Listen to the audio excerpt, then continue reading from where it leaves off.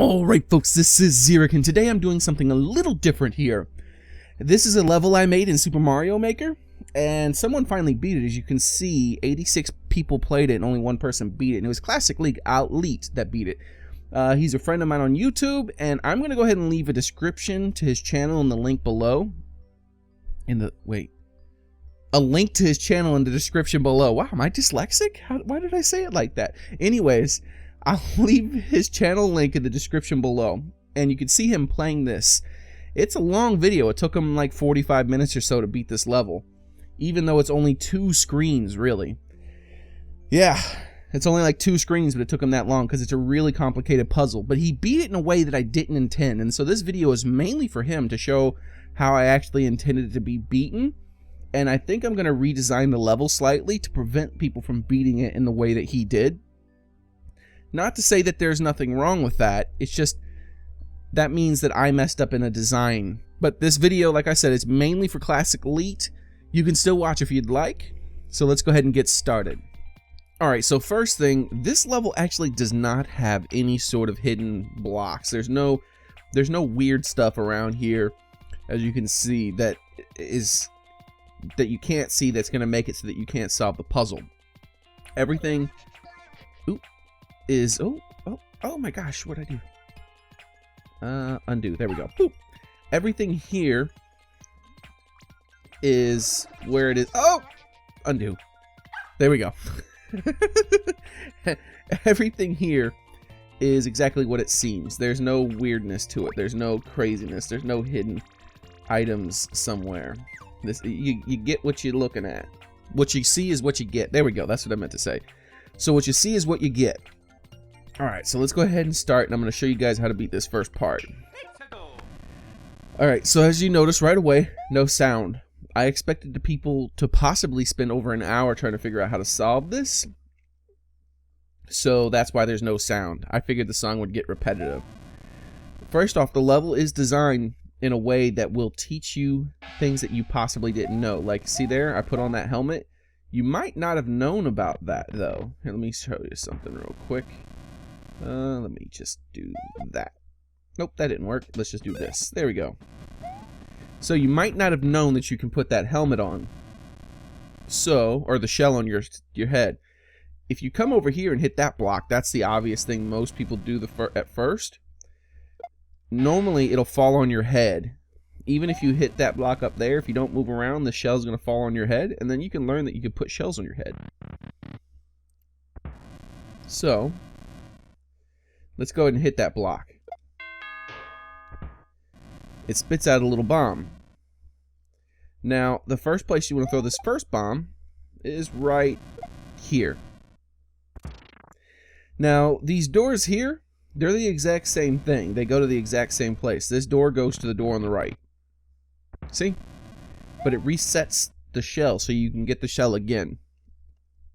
Also, now that you have that bomb thing destroyed, one of the things ClassicL337 kept trying to do is throw a bomb in here to destroy that. I didn't intend it to be that way, but I guess it did work that way. I don't really mind that too much. I might still try to figure out a way to prevent that, because I really want to teach him to do things like that right there. To think a little bit outside the box. Now, when this one blows up, it's showing you the blast radius of the bomb. Because see the block above it? Even though it wasn't right next to it, it blew up as well. So, if you do that again, there you go. It's still going to blow up this thing right here, because it's just close enough. And now you get your P block. This is the first room. It's really easy. Oh yeah, I got that over there for 2 reasons. First is to store the shell, as you can see. Let's go ahead and move out. I want that shell to be reset. The second, I'll show you in just a moment. We're going to press this P, and we're going to get our Yoshi. Come on, Yoshi. Come on, Yoshi. Wow, whatever that was. I'm not sure what that was about. So let's go ahead and do that again. Yoshi was not spawning for some reason. Yoshi's supposed to continuously fall from that pipe. There we go. Alright, so what's probably going to happen is when you come over here, you know that you're supposed to get way up top right there. So what's probably going to happen is you're going to jump like this, and Yoshi's going to get trapped in there, but you're not going to make it. That's when, if you turn right, you'll notice if you try again, it's just not going to work. You're going to fiddle around this spot until eventually you might accidentally do that, which is teaching you that if you go this way, this thing doesn't exist. You can't jump up on it. It doesn't exist at all. Every time you go this way, you can't jump on that. It doesn't exist. But if you come from the right, it now exists, and you can jump up on it, which allows you to do that right there. Well, I thought it would allow you to do that. Hold on. There we go. Now, the next part also, you have to learn about resetting the stage with the doors, or you won't be able to get past this part because you have to have this thing as a helmet. You run across, get a little bit of celebratory music, and you think you've done it. You think you're going to end the level. Yay, I'm going to the end. And then it laughs at you. And then you realize, oh my gosh, the real puzzle just began. That was a warm-up to teach me some mechanics. So let's go ahead and get small, because you have to be small for this part. This whole level here is about resistance. That's how this whole level's set up here. By the way, one of the things that kept happening, because he kept getting trapped in this part right here, I never anticipated for anyone to actually jump up in there for no reason. I mean, obviously you would get trapped if you go in. That's a thing. I'd never anticipated anyone would try to do that. So let's go ahead and grab Mario and bring him back out. There we go. So when I edit the level again, I might do something like this.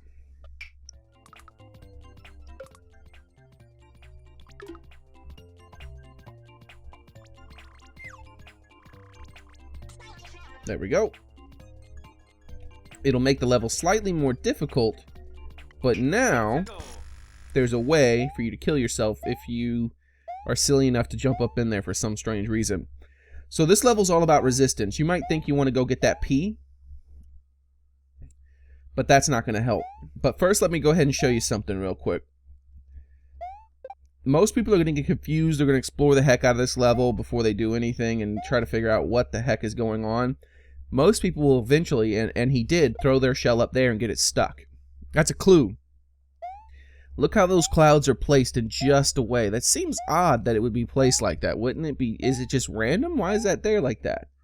If you really think about what's going on, then you can realize, and you understand what mechanics that there are in this game, then you can realize that there's actually something you're supposed to do. So let's go ahead and reset this. What you're supposed to do is get that P block and throw it up there. But it's hard to get that P block the way by like just jumping up there. You could, this is for some reason it took him quite a long time to figure out this, but you can just jump off of this guy and go up higher. Oop, I did not mean to do that. Let's go ahead and throw that shell. So we reset that bad guy. One of the things I didn't anticipate anyone doing, though it should have been obvious to me, is this right here. You hit this P, and then this is actually the easier way to do this that he figured out, is that you just get that coin right there. Once you get that coin, let me do that again actually. Let's just press play right here. There we go. Now that I have this coin, whenever the level resets, just a moment. That's actually the easier way to do this now. I might change it so that you can't do it that way. Now the P block is right down there and it's real easy to grab. I might change it so you can't do that because the theme of this whole thing is about resisting what you think you're supposed to do. I mean, resisting your old habits on Mario. So what you're supposed to do is this. You use him to jump up. Not all the way, my bad. Then you throw this shell right up here. Now, he kept jumping in there thinking he had to jump in there and grab the shell and throw it, but that's silly. All you got to do is just touch it. See? Just touch it. But the P block is, I mean, that coin's no longer there. So let's go ahead and reset this.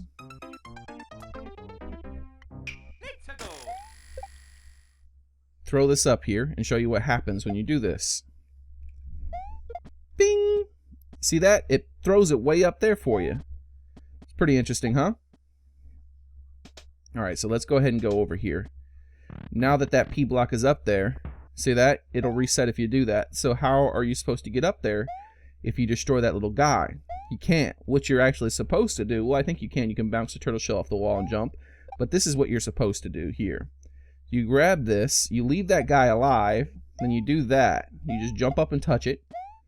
Then this guy here, you jump off of him, and now you can get up here. You can get down and everything. And you got your P block. But what do you do from here with your P thing? Alright, let's go ahead and get this turtle shell. Oh, okay, that was a thing. Alright, let's do this again. So once again, that little part there where you jump up and press that shell, that's supposed to teach you... Well, not really teach you anything. I thought most people would already know that. But it introduces something, it puts something in the forefront of your mind. That's actually what you're supposed to do. That's your next step in this level. And sometimes, yes, that red turtle shell gets trapped in there. That's no issue. You just go back in here and reset the enemy. So what you do is you actually come up here and throw this P block up there. And it gets stuck up there, right? But the thing is, the P block blocks turtle shells. So now when you throw that up there, it doesn't get stuck up there. So then you get a little running start here, touch that, and knock that loose. Now that that's loose, your instinct might be to put this on right away. You'd be wrong. You'd waste it. So let's go ahead and reset this level again. And then come over here and place this spike thing. Whoops. I pressed down on accident to set it down lightly, in which it taught me to I could put helmets on by pressing down. I expected most people to do that right there. So, but here's the thing, if you put the helmet on too early, it becomes, well, not apparently, because I figured out, ClassicL337's figured out an alternative way to doing this, but if you put that on, when you throw this up here, you can't do this anymore. And that's a pretty important part of this level. But apparently he found out an alternative method. So let's go ahead and get rid of that, though, and get back to that point.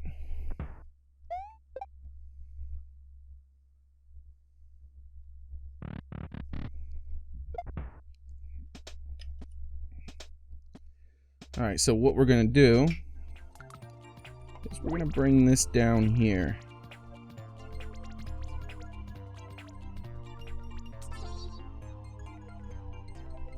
There we go, so I can show you. This way I don't have to do this all over again. So all you do is you just throw it up instead of holding down and trying to drop it, and it drops it right wherever you want it. Now you want to go through this whole step again to get that P block. If you turn that into a coin and pick it up, you actually don't have to do this. It's a little shortcut that ClassicL337's figured out. And I might remove that shortcut. I might not. But this is the traditional way in which I intended people to do it. Alright, there we go. I moved these items to have them reset back so I could do this real quick. So this is the way in which I intended it. You throw this up here, and it throws that spring on that thwomp.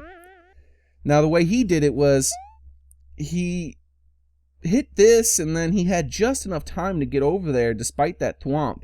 And I didn't expect that. I thought I had the timing down perfect. I tried to do that myself like a half a dozen times, and it didn't work, and so I figured it was good.